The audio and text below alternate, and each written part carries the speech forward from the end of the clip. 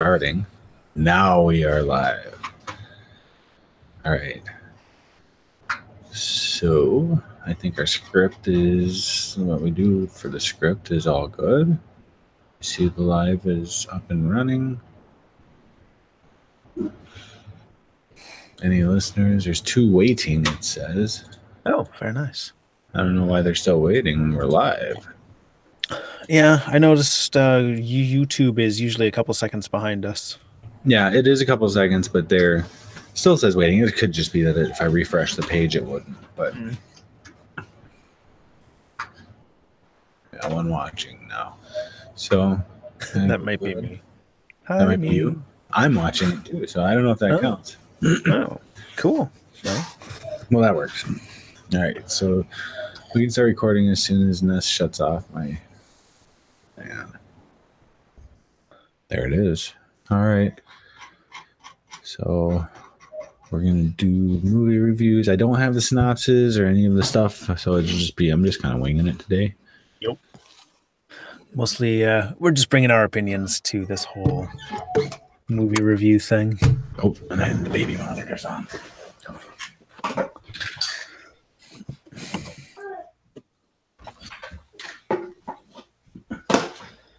Crying babies is not what we want on our podcast. Not so much, no. Right. Just whining cyborgs. All right, so I guess I am ready. Yeah, I'm all set. Have you tested your recording and all that? I have. Oh yeah, and listeners, I'm on a new hardware. I bought a new laptop with a touch screen so that I don't make all the key tapping, mouse clicking noises. So hopefully that works well. And hopefully someday our Patreon and stuff will be paying for this kind of hardware upgrade. Fingers crossed, someday. Someday. All right, so let's hit it. Where are we? There we are. All right. And I'll count it down. Ready? Yes, please. You're leading. 3. 2. Oh, okay. You do the count. I'll count. You're leading the whole deal. 1, 2, 3, go.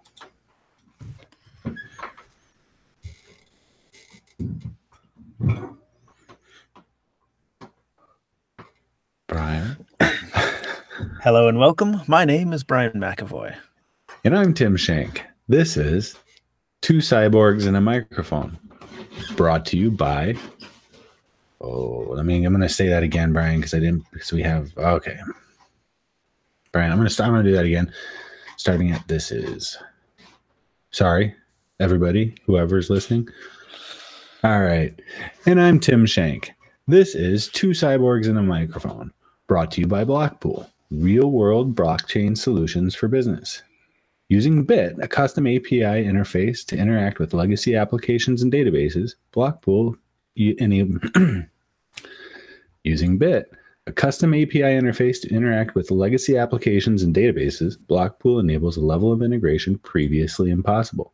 Go to blockpool.io to learn more. Today, we're talking about a couple movies we've seen. The movies we're reviewing are Realive and Upgrade. Realive is a story of a man who gets cryonically frozen and then comes back to life later. You go on, Oh, Ryan? by the way, there will be spoilers. That is the premise of the movie, so that's not a spoiler. So if you haven't seen this movie and it's on your gotta watch list, go watch it, pause us, and go watch it. Because we're definitely going to be talking about plot, characters, probably the ending, and same with Upgrade. If that's on your list of movies to watch, we're going to talk about spoilers. Okay. Well, that Realive movie. Should we mention the other one first before we continue on, Brian? Yeah, let's talk about. We're also going to review Upgrade, which is a cyborg movie of a man who has a technological implant that controls his body and feeds him information. Mm-hmm. Mm-hmm.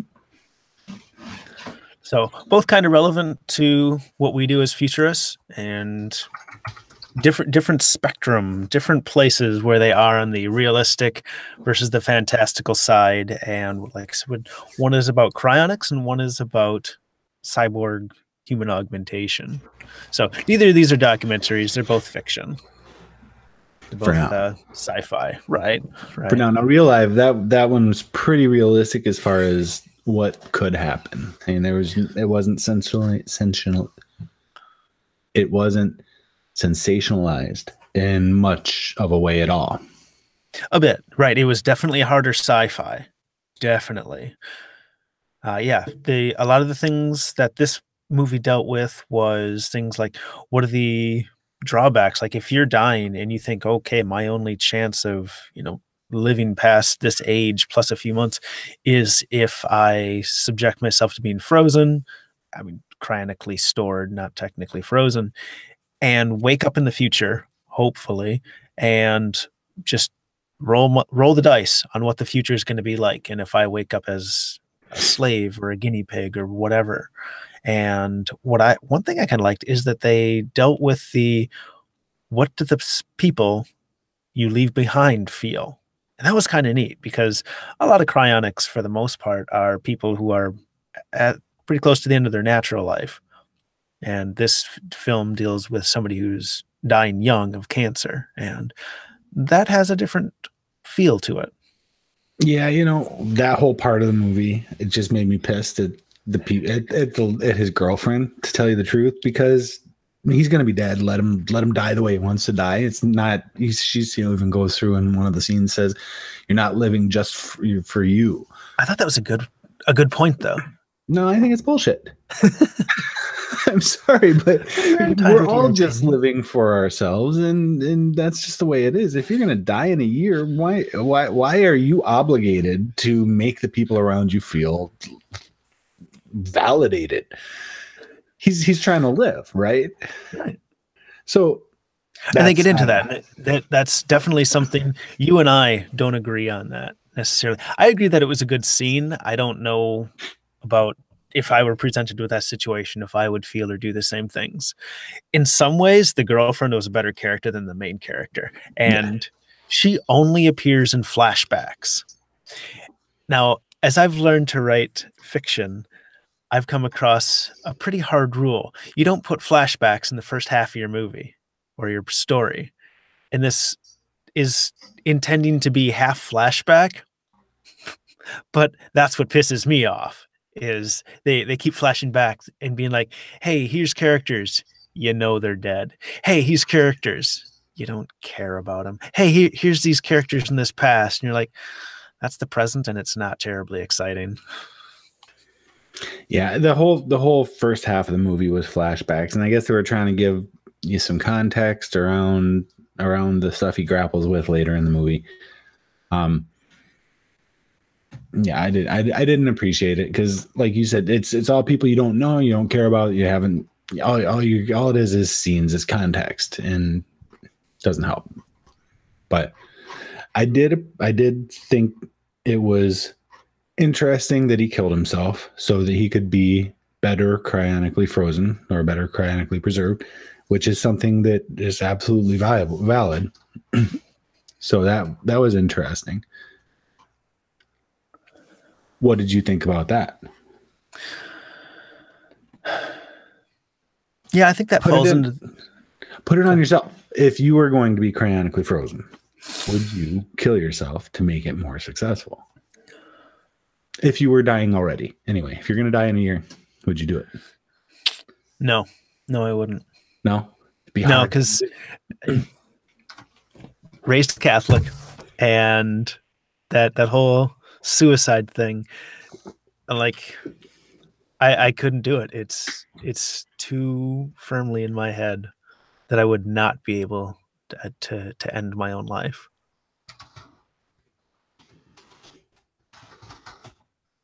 Certainly not with the level of technology and the unlikelihood, the impossibility at current level of tech that we'd be able to revive somebody.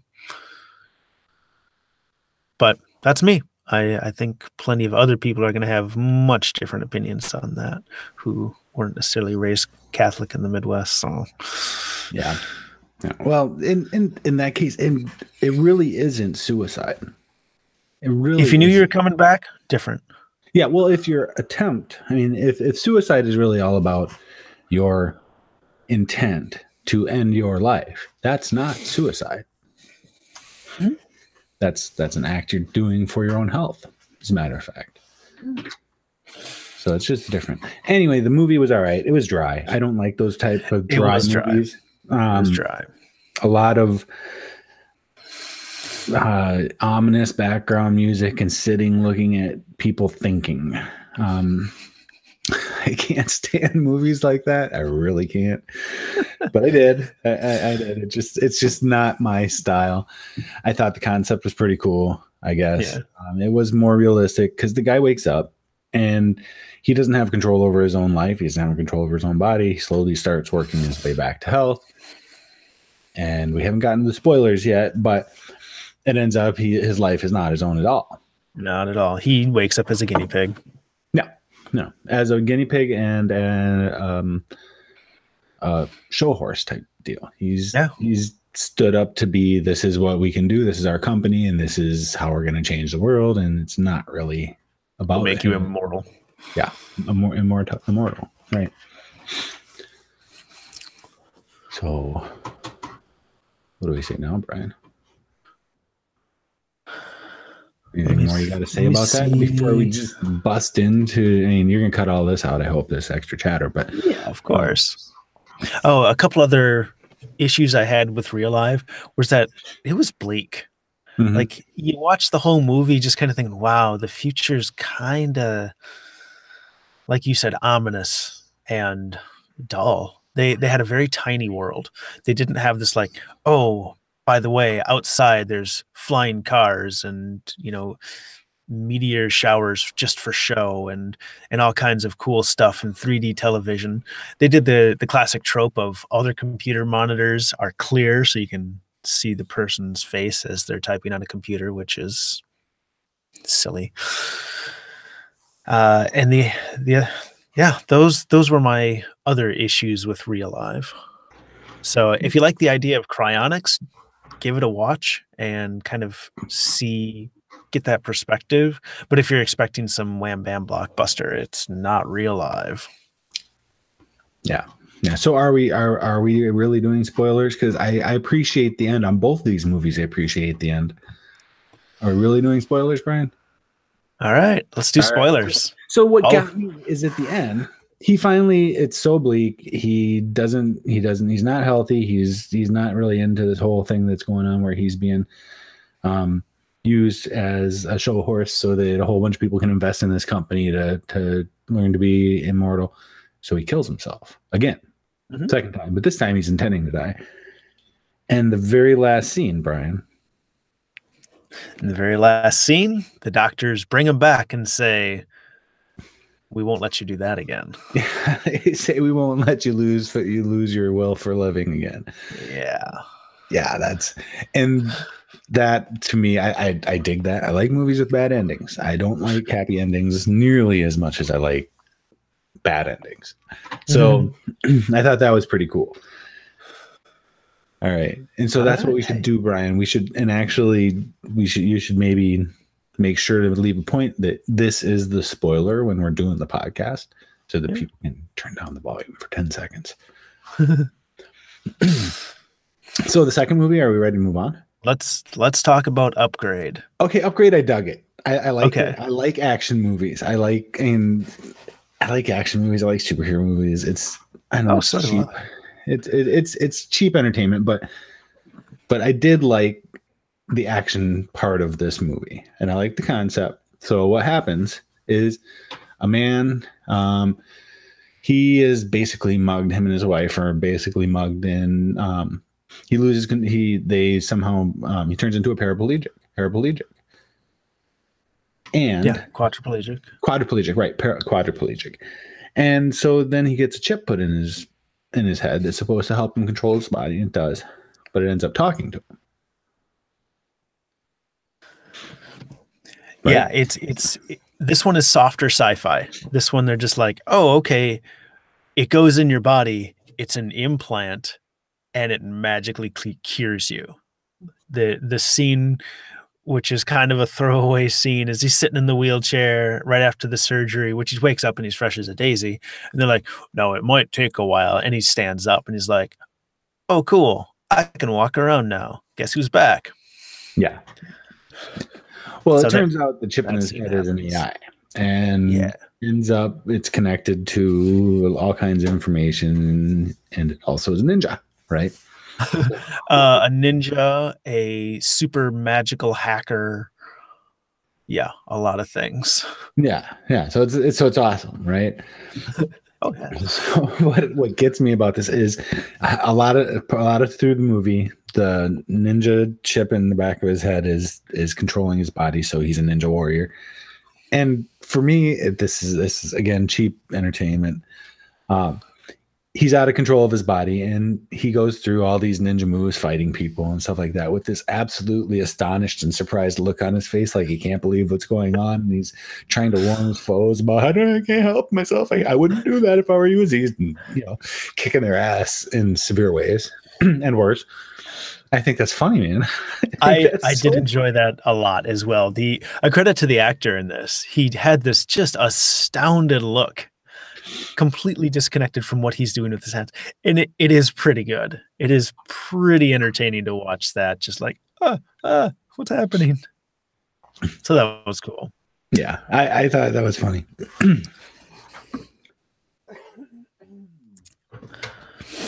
Yeah, that one, it was definitely an action film. Like I said, it was soft sci-fi. It was your typical like beat 'em up kung fu action movie with a cyborg flavor. And so spoilers, but not the ending, is if you want to see enhanced augmented humans from the future with super magical ninja cyborg abilities, that's a cool movie. Yeah, I thought it was cool. I thought that was cool, and it's not realistic. I mean, one guy had nanobots that he could breathe out that would just wipe you out, and so yeah, which it's kind of fun stuff to watch. Fun concepts. Cyborg flavor. Yeah. It did have the very common trope that you see a lot or see fairly often of, like, typically the story is done where a guy is possessed by a demon. And he's like, oh, demon, I need to keep you under wraps. You're kind of murdery for my taste. And then he gets into a situation where he's like, okay, demon, do the murder kung fu. And the demon does his murder kung fu, but that becomes an addiction. And now he's got to fight against the demon in his head. Yeah. Replace demon with cyborg chip. And there you go. Yeah. And that's really exactly what happened. So don't expect any revelations from this movie. No. Not until the end, though. The end is definitely a twist that I appreciate. I love movies with bad endings, sort of bad endings. Did have an end that I also had feelings about. Yeah. Well, let's talk about your feelings, Brian. How do you feel? Okay. So we're going to do more spoilers. Are we? Might as well. I may as well just go for it now. Okay. So, in the end, the antagonist wins again, just like Realive. The antagonist isn't necessarily who you suspect, so that was pleasing to at least be like, oh yeah, so that happened, and I totally get why they did that, or their character did. I don't. You want to fill in the blanks there, Tim? No, you lost me, Brian. Where you? Wait, who's the antagonist? Because the antagonist is the chip. The right? antagonist? Yes. Yeah. Okay. The chip disguised in this super sophisticated AI is playing everyone like a bunch of puppets. Oh yeah, yeah. Which a super sophisticated AI definitely would if they were smart, right? Because that's why I said that character did exactly what it should. Right. Except for that whole like, oh, I'm in a safe warehouse or in a safe lab environment. Hey, put me in this human who can get shot at. That does not seem like the wisest move on the part of the AI. Yeah. So what's the point of that? Was he just trying to get into a body that he could? He needed the chip needed a body to achieve perfection. Yeah, that doesn't make sense. No, that doesn't make any sense. That's nonsense right there. But I think the actual intent was for him to get into somebody he could break. I refer to the chip as a he, and I shouldn't. The chip wants a body that he can take over and have, a mobile meat sack. and he needs that human to find a hacker willing to remove the restrictions that have been placed on it so it could go totally rampant and conquer the world. And he did. Yes. Yep. Yeah, and in the end, he breaks the guy and ends up taking over. The guy goes into a fantasy world in his own head, and the AI takes over and goes and takes over the world. In the end, I suppose. Gets his body. So yeah, happy ending for the guy who gets to live in a fantasy world while the real world is ruled by this slightly murdery AI. All right. So yeah, there. I like that movie. I didn't like the Realive just because it was so dry. I can't watch stuff like that. It had some neat concepts, but and realistic, something to think about if you're thinking about being cryogenically preserved. Cryonically preserved, not cryogenic, right, Brian? Right. Cryonically is correct. All right. So if you're thinking about being cryonically preserved, it might raise some flags for you because that scenario isn't out of the picture, isn't out of the question. Right. If you were to be one of the first people revived. Realive, it's pretty good in that sense, but I didn't like the movie itself. It was pretty. It had a nice simplicity as you're watching it. You know, it looked nice. Yeah. Very clean edges. It looked like if Apple designed hospitals. Yeah. And Upgrade, super fun. I thought it was great. I actually own it. I actually pre-ordered it. But that one to me is very fun. That one had better world building. I will give it that for certain. Like this guy in the future is not just confined to a small room. He's out there exploring. There's police drones with super duper facial recognition and stuff. And in a way, it's hopeful more than Realive. Like I said, Realive was bleak, whereas Upgrade had this mentality of technology might cure quadriplegic someday. That's super cool. Yeah. So there's some other good things. All right. So we missed our mid-roll, Brian. Oops. Yeah, we just kind of steamrolled through this. Yeah. We're up to 20 minutes now. And we do have some questions about. Yes, we'll get to those questions for sure. All right. So why don't we do our mid-roll? I don't have these organized so well. So pre-rolls, block pool. We want to talk about VivoKey then. And we want to do, hey, Patreon, you guys. Yeah. We want to thank our Patreon supporters. It really helps us out. It helps us cover our costs.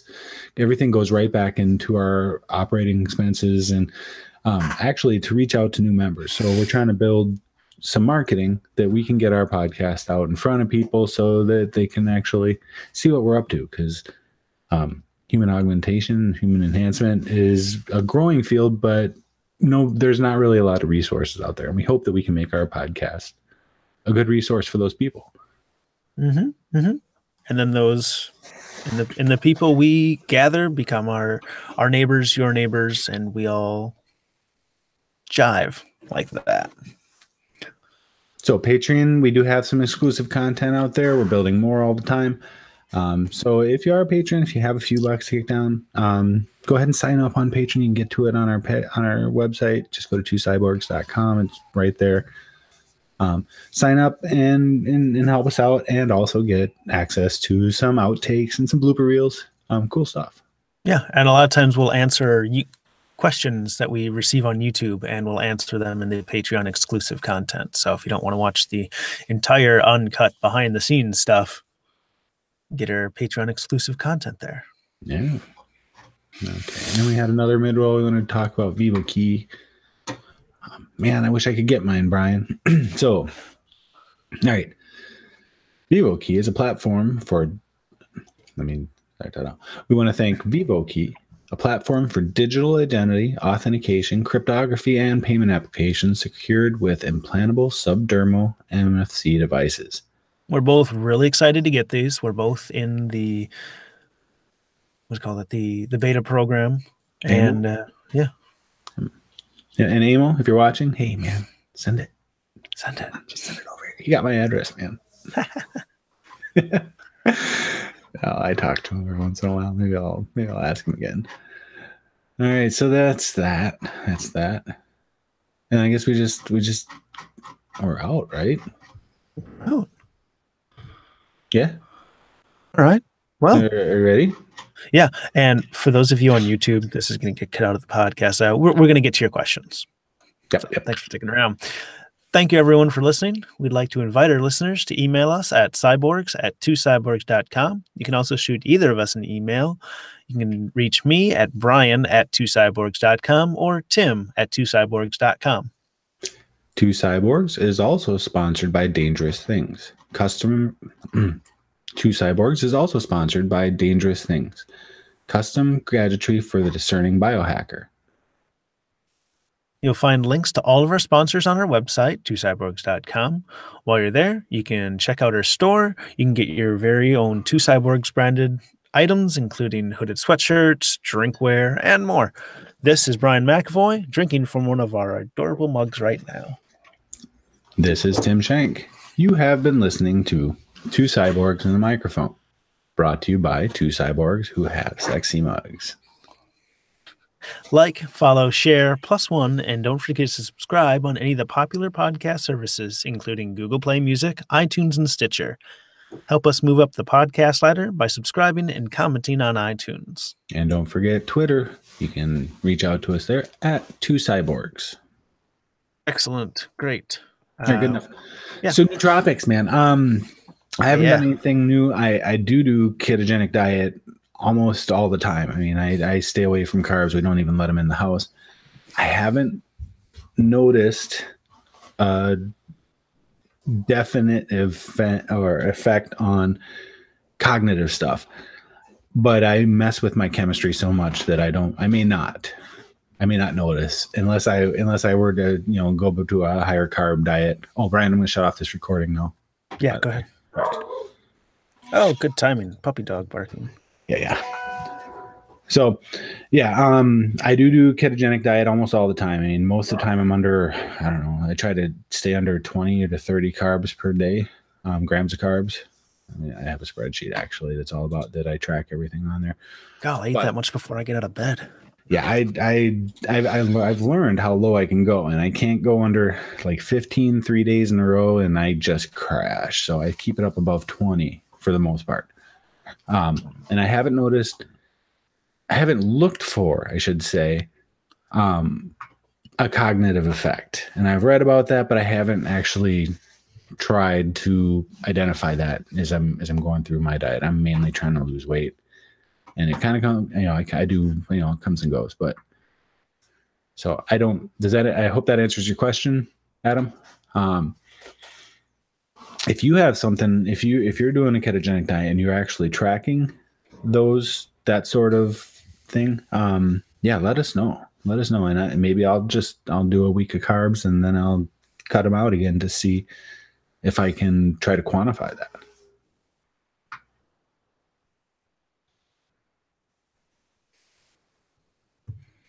Oh, I just got a message that somebody thought that when we said turn it off, we were referring to our personal recordings, not the stream. No, sorry. No, the stream's still up and running. So we have 4 people watching now. Adam, I hope that answered your question. You said in your comments that you noticed phenomenal mental care. You said phenomenal mental clarity. That's awesome. Very nice.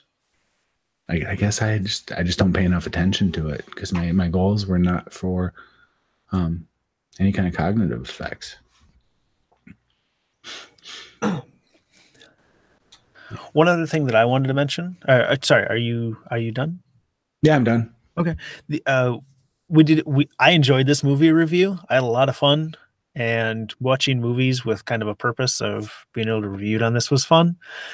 And we'd like to do another one, possibly a classic Cyborg movie review. So it'd be nice to have 2 movies again, and Johnny Mnemonic is probably going to be one of them. So if somebody has a good suggestion for an older Cyborg movie, let us know in the comments or shoot us an email, and maybe that'll make the list. But not RoboCop. I don't want it to be RoboCop. Just saying. I just don't. I didn't really care for the old one. The new one was not like the old one. So, okay. Ixnay on the RoboCop. Ixnay on the RoboCop. But yeah, whatever else there is, if there's something we don't know about, no, I like Johnny Mnemonic. You do. Yeah. Could do Matrix too. Yeah. Everyone's got their skull plugs and junk. Yeah. But, all right, cool. All right. Well, let's end it. All right. Thank you all for listening. Wow, we got five viewers, so that's good. Nice. Guys, let us know if you have any questions. If you have any show ideas, let us know. If you know about some kind of new cool implant or something like that we should check out, definitely let us know. I'm on that. Please do. All right. I'm going to stop the broadcast. Thanks, everybody, for watching.